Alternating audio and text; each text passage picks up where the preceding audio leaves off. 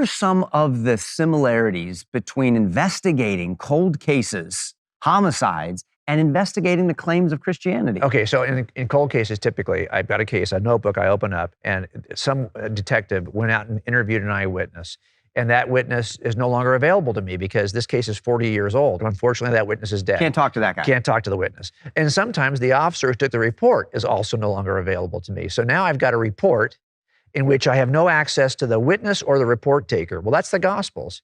Luke is writing a report, allegedly, from the eyewitnesses and servants of the word, but I have no access to those And it's a cold people. case because it happened so long ago. It's not a fresh, hot case. Right. Well, one thing for sure, you're going to assemble these cases the same way. They're on the basis of a cumulative collection of evidences that point to the same reasonable inference. Okay. All right. So that's how I built it. I just needed to know. Look, we test eyewitnesses with a certain process. And I don't trust eyewitnesses. Witnesses lie. And that's often, I've been caught in jury trials where a guy said something all the way until we get to trial, then suddenly he changes his mind. No. So I don't trust anyone, but I test them. If they pass the test, well, then I trust them. So I simply applied that test to the gospel authors to see if I could trust what they were saying about Jesus. What's the test? Well, it's based on, in our state, 13 jury instruction questions that we allow jurors to think about when they're listening to eyewitnesses. But it comes down to 4 broad categories. Okay. Number 1, were they really there to see what they said they saw? Number 2, can they be corroborated in some way? Number 3, have they changed their story over time? And number 4, do they have a motive to lie to me, a bias, some reason to tell me a lie? If I can get them through those 4 hurdles, well, then I know I can go to trial with those witnesses because they are really telling me the truth. They really were there. They can be corroborated in some way, and they don't have no motive to lie to me. So that's what I'm looking for in eyewitnesses. And I thought, well, if I didn't have any other way in. You know, for a lot of years, I thought, doesn't every Christian do something like this? Like why would you believe Christianity is true without going through this process? But a lot of it was that's just the way that I examine these kinds of. You talk about how you were trained in forensic statement analysis as part of your tools to be able to determine, who done it. Right. So how does that apply to the witness statements in the gospel about Jesus? Well, so every word matters in forensic statement analysis, not just the words you might say, but the words you could have said but chose not to. So I'm looking at options. So I'm always looking at the words that are optional words that don't need to be said. So for the most part, adjectives and adverbs are optional words. You never need to use them. So if I have a clicker for my computer and I tell you, okay, this is my gray clicker, what am I really telling you? I'm telling you I have more than one clicker, because why am I using the optional word gray? I don't need that word gray. I can just say this is my clicker. You can see it. You can see it. Who knows how many I have, but this one's the gray one. So when you're examining the words that people use and how they compress time and extend time and how they use personal pronouns, how am I describing you? How are you describing me? That tells you something about the intent of whoever is talking.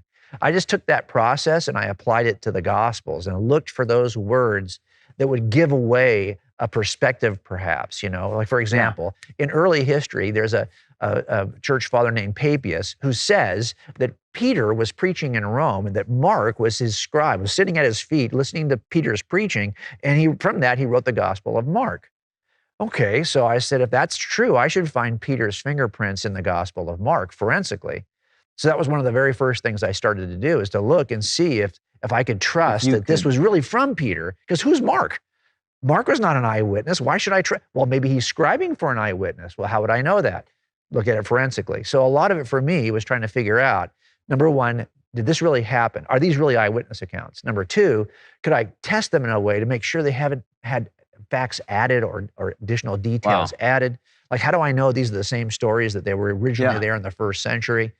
That kind of thing. How early were these written? I needed to know that kind of stuff before I could step off and say, and by the way, that does not give you belief in Jesus. That just gives you belief that. In the credibility of the eyewitness. Yeah, just gives you So should I even listen to these people who say that they're eyewitnesses, and is this lining up and is their credibility here? That's right. And then you talk about how you need to actually determine whether or not the explanation they're giving for the events is the most believable explanation that Jesus really did rise from the grave. That's a difficult one to believe. And expand on this for us.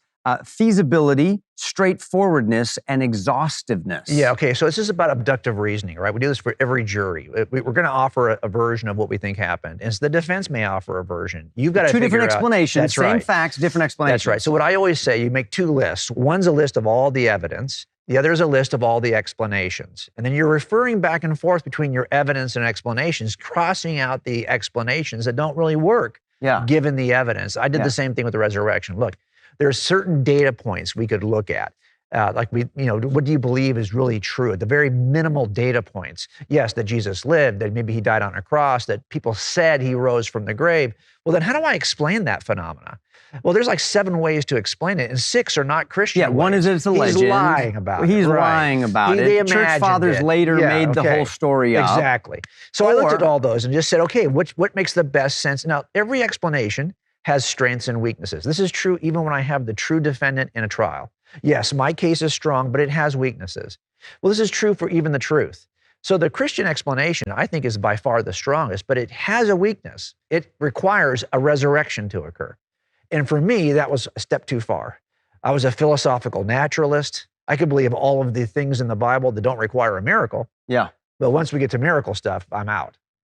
But then I had to ask myself, okay, this is why I simultaneously was investigating the evidence in the universe. Do I have good reason to believe that there is a God that is capable of a miracle before I start reading the Gospels? And if you look at the evidence in the universe, the fact there is ample evidence for the fact that we are in a universe that has a beginning already forces us outside of space, time, and matter to look for the cause of space, time, and matter. That's right. That's not my claim. That is a claim in Genesis 1, but it's a claim of cosmologists. The standard cosmological model is still Big Bang cosmology, that everything, all space, time, and matter, came from nothing. Now, whether you accept or reject that, as an atheist, that was my view. That I believed that the evidence demonstrated that everything in the universe came from nothing. Well, hold on then. So how do I explain that?